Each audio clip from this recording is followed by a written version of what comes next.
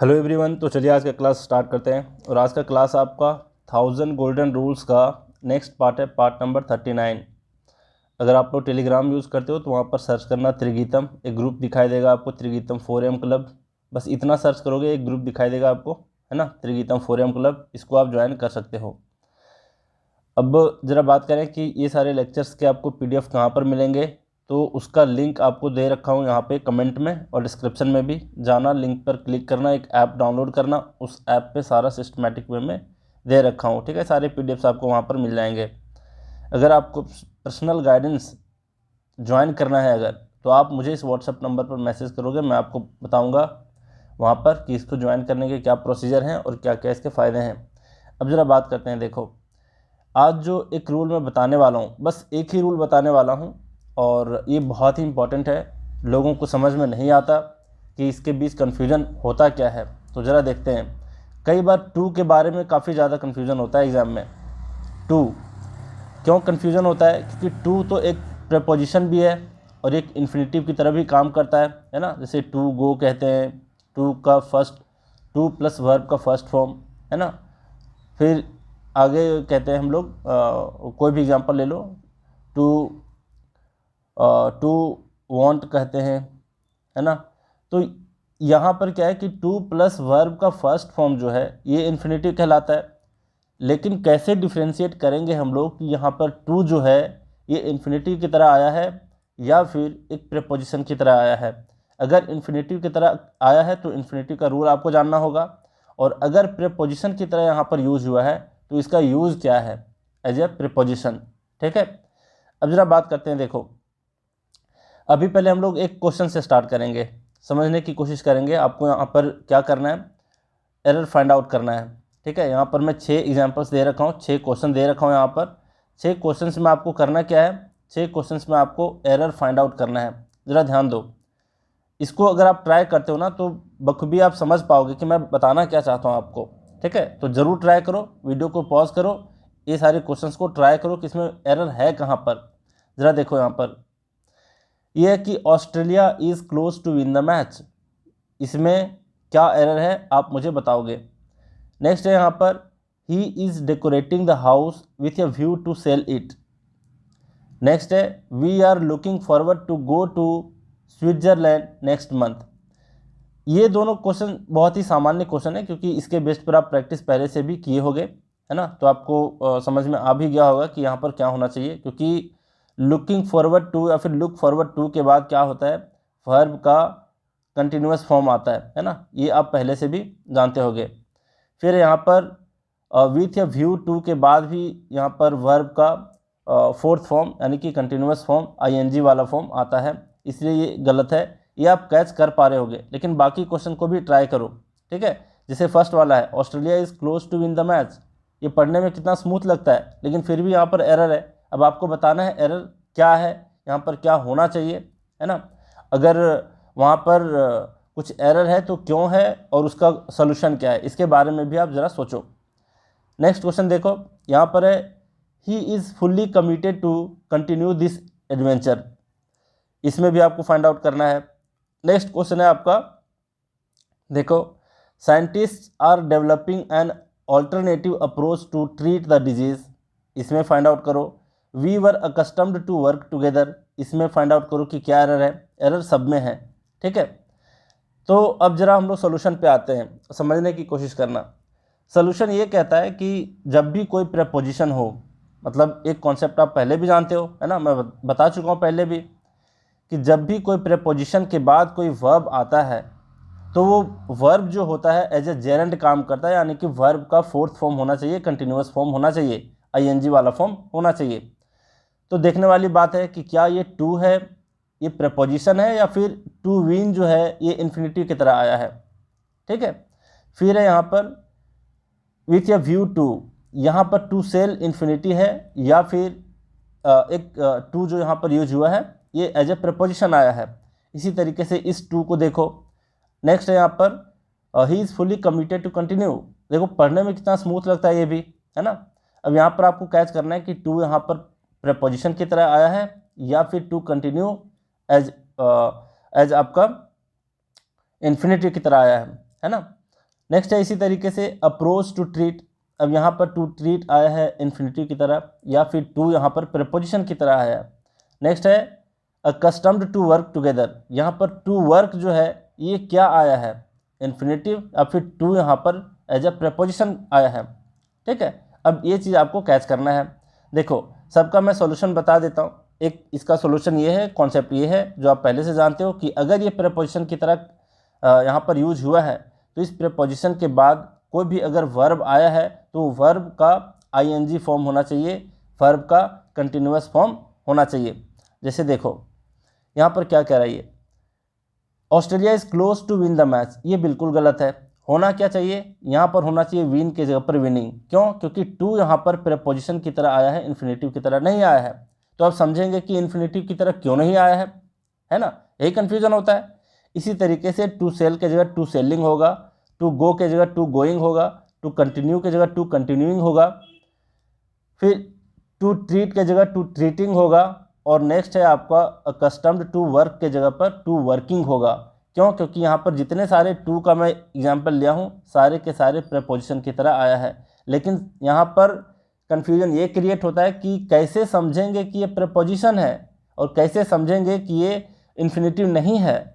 ठीक है, तो आज का जो क्लास है ये इसी के ऊपर बेस्ड है कि कैसे हम लोग कैच करेंगे कि कब ये टू इन्फिनिटिव की तरह आया है या फिर कैसे ये टू प्रीपोजिशन की तरह आया है। ठीक है, समझने की कोशिश करेंगे। ज़रा देखो, चलते हैं कॉन्सेप्ट के ऊपर। कॉन्सेप्ट यहाँ पर रूल ये जानते हैं आप लोग पहले से कि प्रीपोजिशन के बाद वर्ब जो है ये वर्ब का फोर्थ फॉर्म यानी कि जेरेंड वाला फॉर्म, आईएनजी वाला फॉर्म है ना, यूज होता है और ये एज अ नाउन की तरह कार्य करता है। अब ज़रा देखो, सिंपल सी बात है। देखो इन शॉर्ट अगर कहा जाए कि प्रीपोजिशन कैसे कैच करेंगे कि ये प्रीपोजिशन है, तो सिंपल सी बात है कि इसको समझने के लिए आपको फिक्स प्रीपोजिशन बहुत हेल्प करेगा। ठीक है, फिक्स्ड प्रीपोजिशन आप लोग पढ़ चुके हो, मैं पढ़ा चुका हूँ कम्प्लीटली, एक पूरा टॉपिक ही कंप्लीट करा दिया हूँ एसपी बख्शी बुक से, जा करके प्लेलिस्ट में आप चेक कर सकते हो। अब समझो ये आपको किस तरीके से हेल्प करेगा फिक्स प्रीपोजिशन। फिक्स्ड प्रीपोजिशन ये है कि आपको समझना पड़ेगा कि कौन से शब्द के बाद ये टू जो है ये प्रीपोजिशन की तरह आता है, समझना इस चीज़ को।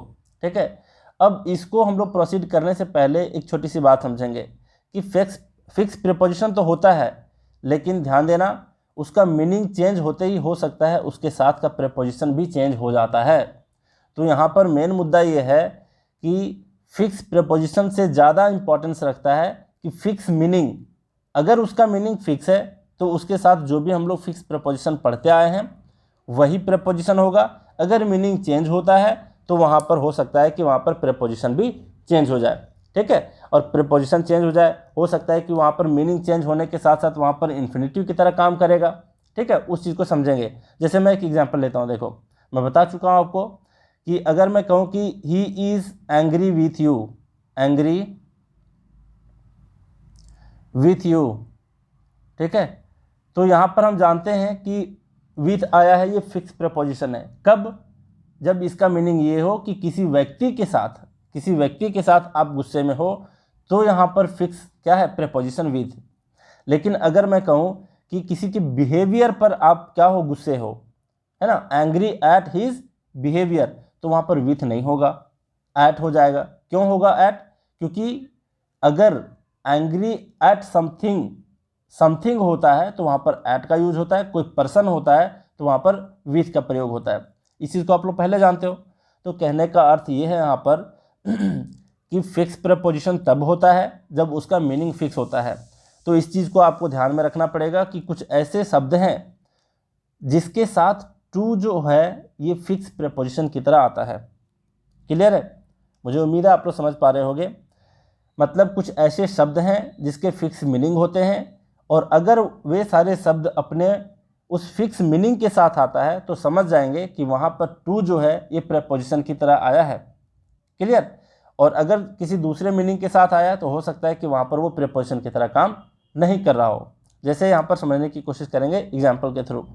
अगर मैं यहाँ पर कहूँ कि आई वॉन्ट टू गो, मान लिया जाए आप टीचर हो, ठीक है, आप क्लास में पढ़ा रहे हो, किसी 6th 7th के बच्चे को पढ़ा रहे हो, आई वॉन्ट टू गो लिखे अब बच्चा आपसे टोक दिया कि सर ये बताओ कि यहाँ पर टू प्रीपोजिशन क्यों नहीं है।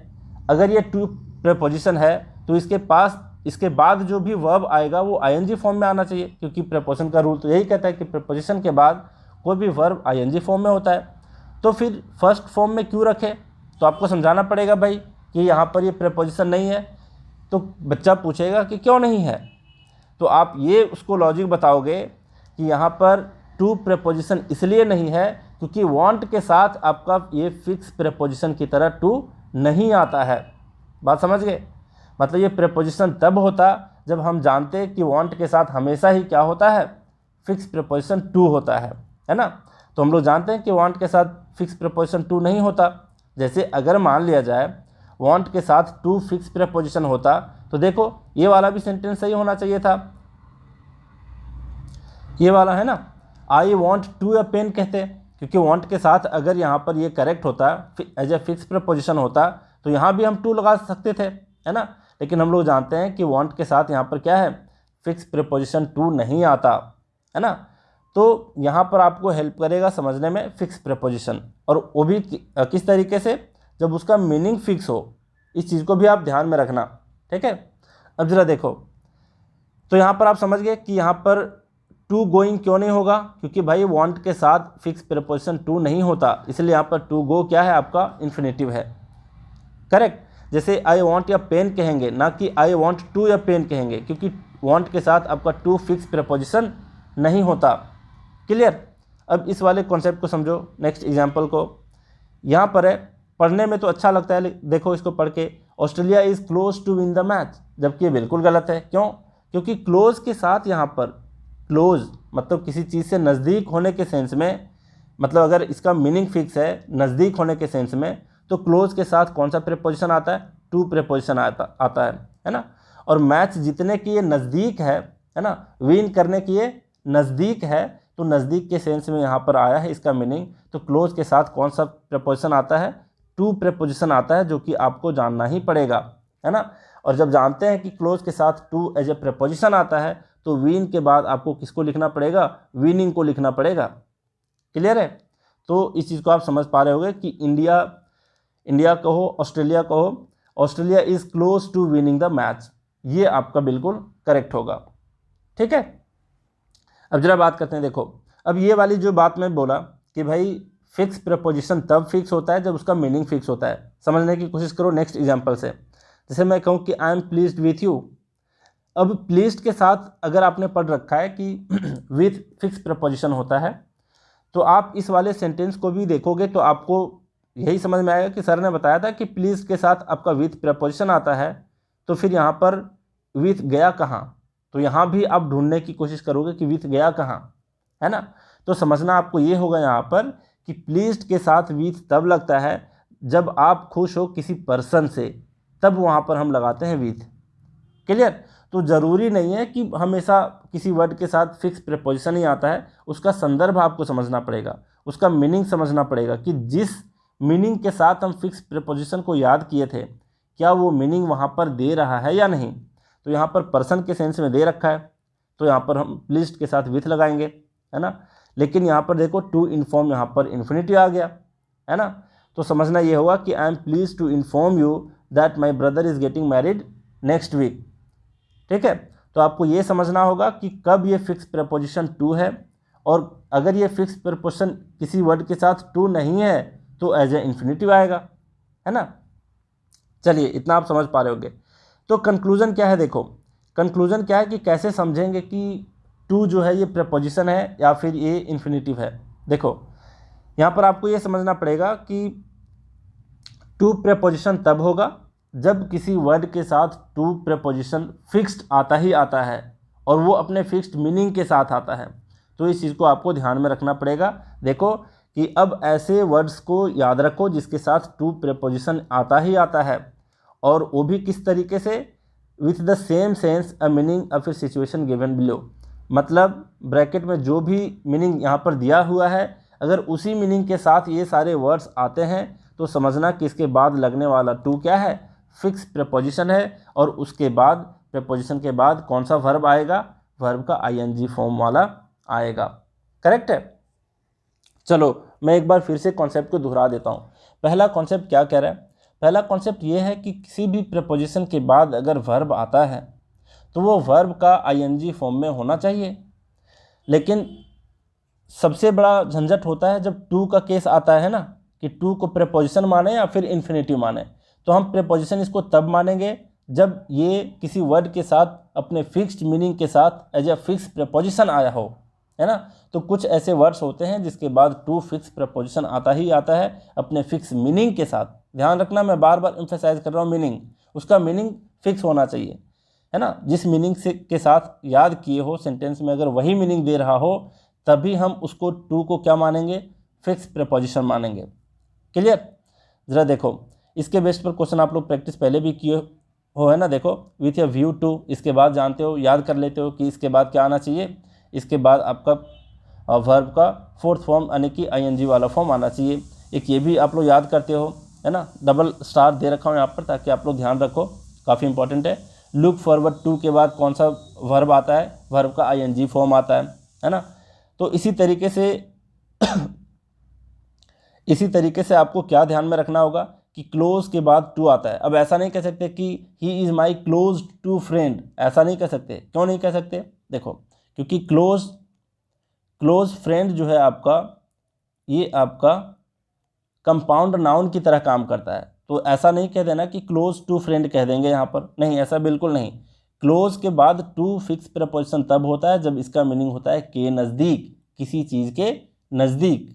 बात समझ रहे हो? तो क्लोज के बाद टू आपका अगर आ गया है तो वो फिक्स प्रपोजिशन है, लेकिन कब? जब उसका मीनिंग हो के नज़दीक। समझ गए बात को? इसी तरीके से है कमिटेड के बाद टू आता है, कब? जब इसका मीनिंग होता है किसी चीज़ के लिए दृढ़ संकल्पित। नेक्स्ट है आपका ऑल्टरनेटिव टू, है ना, मतलब किसी चीज़ का विकल्प होना। अगर इसके बाद विकल्प के सेंस में आया है क्या इसका मीनिंग, तो यहाँ पर टू आपका फिक्स प्रपोजिशन है, और इस फिक्स प्रपोजिशन के बाद आपको वर्ब का आईएनजी फॉर्म को रखना होगा, है ना। इसी तरीके से अवर्जन या फिर अवर्स टू, मतलब किसी चीज़ से आपत्ति होना या फिर किसी चीज़ से घृणा होना, है ना, इस सेंस में आता है। तो यहाँ पर टू फिक्स प्रपोजिशन है और इसके बाद वर्ब का आईएनजी फॉर्म आएगा, है ना। फिर है यहाँ पर अकस्टम्ड के बाद, देखो ये तीनों एक ही जैसे हैं। अकस्टम्ड है, हैबिचुएटेड है और इज़ यूज टू है ना। यूज टू, अकस्टम्ड टू या फिर हैबिचुएटेड टू, ये सबके मीनिंग होते हैं आदी होना किसी चीज़ का, किसी चीज़ की लत लगना, है ना, आदत होना। इस मीनिंग में अगर आया है तो यहाँ पर टू क्या है? फिक्स प्रपोजिशन है, और इस फिक्स प्रपोजिशन को अगर हम समझ गए तो इसके बाद वर्ब का आईएनजी फॉर्म आना ही आना है ना। आना ही आना है कहने का मतलब अगर वर्ब आया तो वो आईएनजी फॉर्म में होगा। नेक्स्ट है आपका एडिक्टेड टू, है ना। एडिक्टेड टू के बाद लत होना, आदि होना, अगर इसका सेंस से मीनिंग है तो यहाँ पर टू फिक्स प्रपोजिशन है, और इसके बाद जो भी वर्ब आएगा, अगर वर्ब है तो वो आईएनजी फॉर्म में होगा। इसी तरीके से अकीन टू, मतलब के समान होना। सिमिलर टू, इसका मतलब भी के समान होना। फिर एनालोगस टू, मतलब के समान होना या फिर सदृश होना, के समान होना, है ना। तो यहाँ पर अगर ये सारे मीनिंग के सेंस में अगर ये शब्द वहाँ पर मीनिंग दे रहे हैं तो यहाँ पर टू को मान लेना पड़ेगा क्या? कि ये फिक्स प्रपोजिशन है। कब? जब इसका मीनिंग समान होना होगा। ठीक है, तो अगर ये टू फिक्स प्रपोजिशन है तो उसके बाद कौन सा वर्ब आएगा? वर्ब का आईएनजी फॉर्म होगा।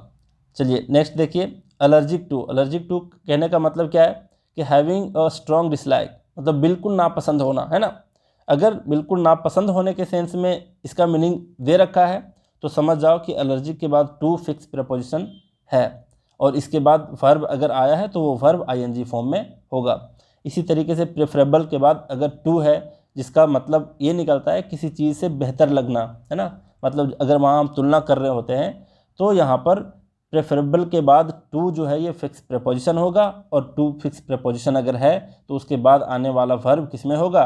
वर्ब आईएनजी फॉर्म में होगा। क्लियर है? फिर देखो एक दो यहाँ पर छूट गया था, इसका मीनिंग देखो। विथ ए व्यू टू का मतलब क्या होता है? इसका मतलब होता है के मकसद से।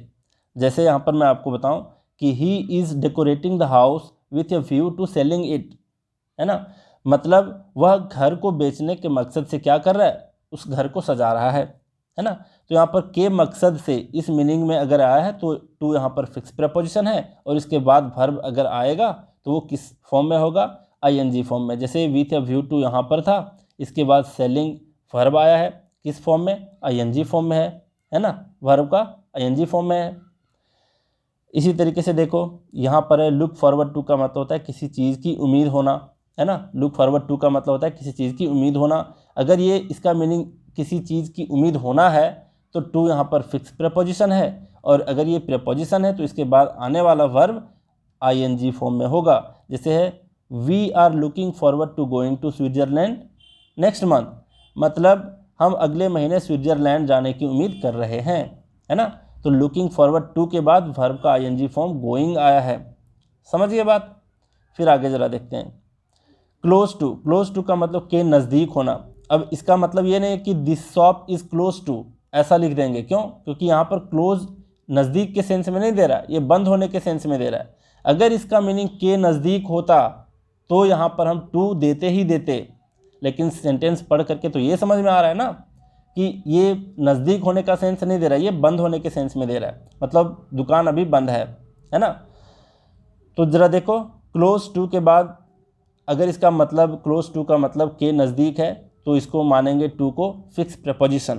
Clear, we are close to winning this match. Clear यहाँ पर, तो क्लोज टू के बाद यहाँ पर क्या आया है, विनिंग आया है, मतलब विन का आईएनजी फॉर्म विनिंग आया है। क्यों, क्योंकि टू यहाँ पर फिक्स प्रीपोजिशन है। कैसे समझे कि प्रीपोजिशन है, इन्फिनिटिव नहीं है, क्योंकि क्लोज टू का मतलब है यहाँ पर के नज़दीक, और अगर क्लोज टू का मतलब के नज़दीक है तो उस टू को हम लोग फिक्स प्रीपोजिशन मानेंगे, और उस फिक्स प्रीपोजिशन के बाद हम लोग वर्ब का आईएनजी फॉर्म डालेंगे।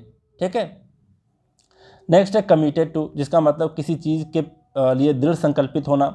जैसे he is fully committed to continuing this adventure, मतलब किसी साहसिक कार्य के लिए, है ना। जैसे एडवेंचरस लाइफ आप लोग भी जीते हो, पहाड़ घूमने जाते हो, जंगल घूमने जाते हो, है ना, कहीं पर कोई खो जाता है फिर उसको ढूंढते हो, तो इस तरीके की चीज़ों को एडवेंचर कहते हैं।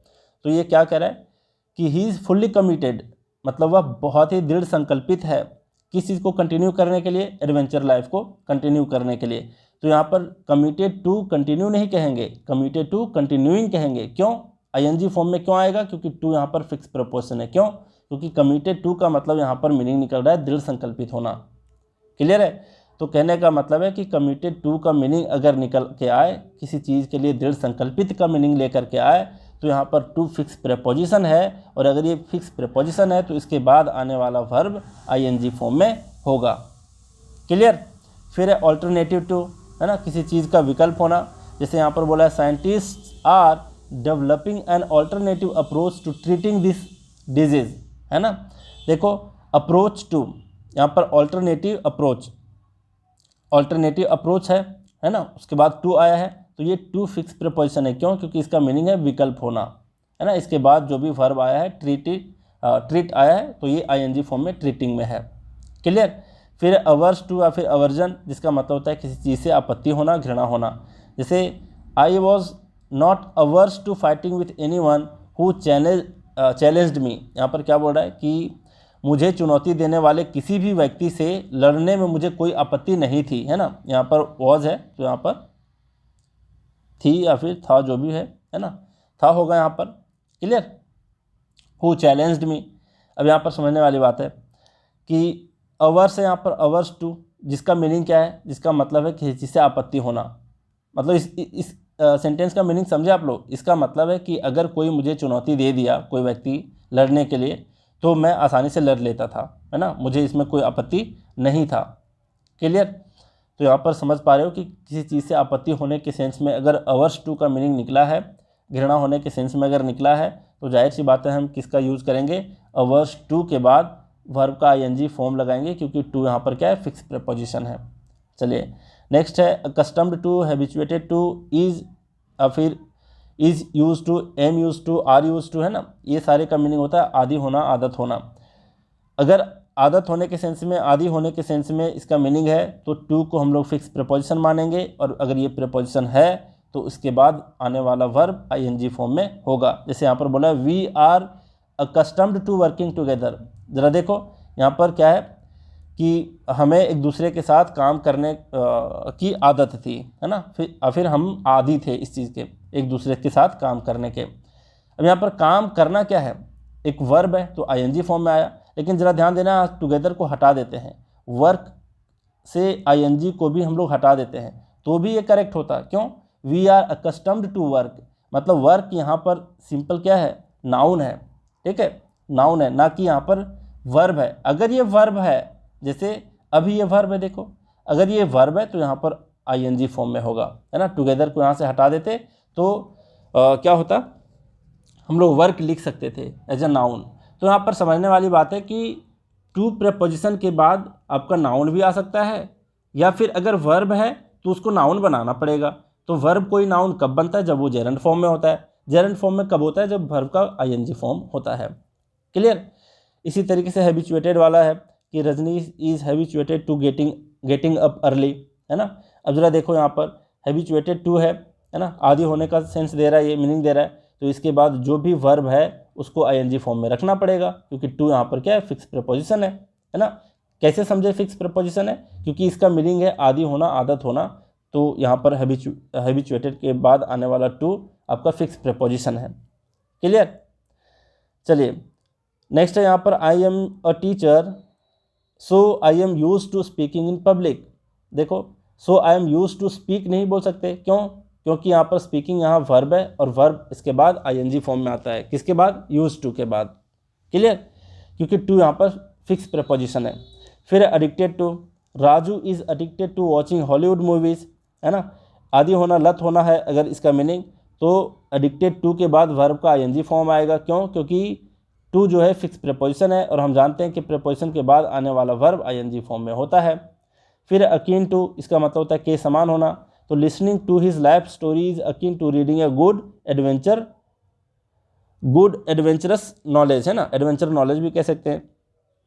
अब जरा देखो इज़ अकीन टू है, अब यहाँ पर अकीन टू फिक्स प्रीपोजिशन है। कब? जब इसका मतलब होता है समान होना, मतलब उसके लाइफ स्टोरी को सुनना, उसके लाइफ स्टोरी को सुनना किसके समान है, तो एक एडवेंचरस नॉवेल के समान है, मतलब एक एडवेंचरस नॉवेल को पढ़ने के समान है।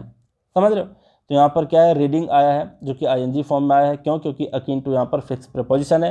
टू यहाँ पर फिक्स प्रीपोजिशन इसलिए है क्योंकि इसका मीनिंग है के समान होना। फिर है सिमिलर टू, सिमिलर टू का भी सेम मीनिंग है ना। His way of teaching is similar to telling a story, ठीक है। अब जरा देखो सिमिलर टू के बाद यहाँ पर टेलिंग आया है, मतलब वर्ब का आईएनजी फॉर्म आया है। इसी तरीके से एनालॉगस टू, जिसका मतलब होता है सदृश होना, समान होना।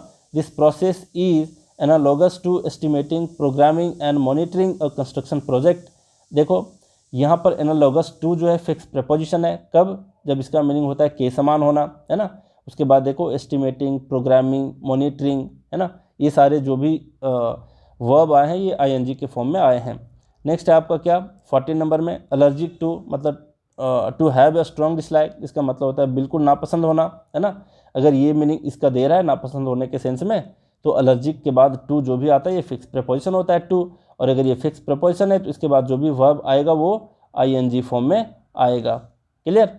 जैसे I am allergic to listening to Neha Kakkar song, और जाहिर सी बात है मुझे पर्सनली उसका एक भी सॉन्ग अच्छा नहीं लगता है उसको हिचकी आ रही है ना। तो मुझे पर्सनली वो पसंद नहीं है, और वो बात की बात है कैसा गाती है आपके लिए। अब ज़रा देखो यहाँ पर क्या है, एलर्जिक टू है। एलर्जिक टू का मतलब बिल्कुल नापसंद होना, तो मीनिंग भी वही दे रखा है ना, मीनिंग भी वही निकल रहा है। तो जाहिर सी बात है कि इसके बाद जो भी वर्ब लिसन आया है ये आईएनजी फॉर्म में है।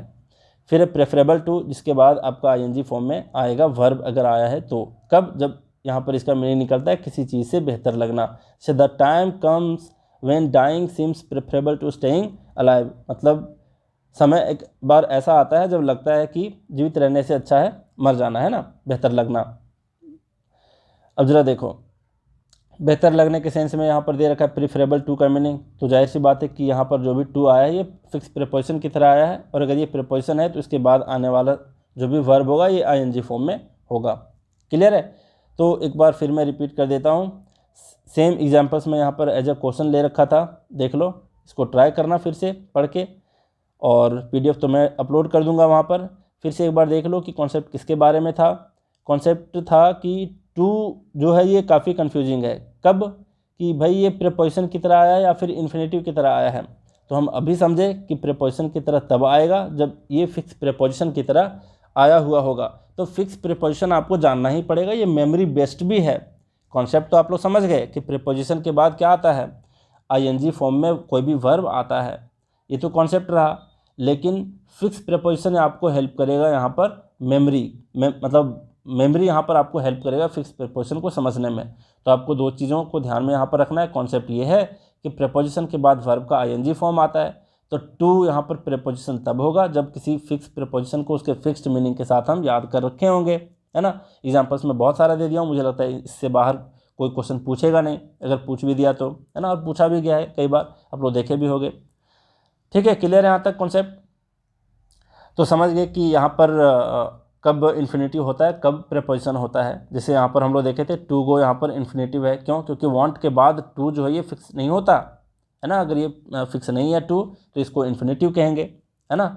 और अगर वांट के बाद टू हमेशा ही फिक्स प्रीपोजिशन होता तो ये भी सेंटेंस आपका करेक्ट होता, ये भी सेंटेंस आपका करेक्ट होता, है ना। लेकिन हम जानते हैं कि वांट के बाद टू फिक्स प्रीपोजिशन नहीं होता, है ना। चाहने के सेंस में वहाँ पर फिक्स प्रीपोजिशन नहीं होता, इसलिए हम उसके बाद आईएनजी फॉर्म में वर्ब को नहीं रखेंगे। क्लियर?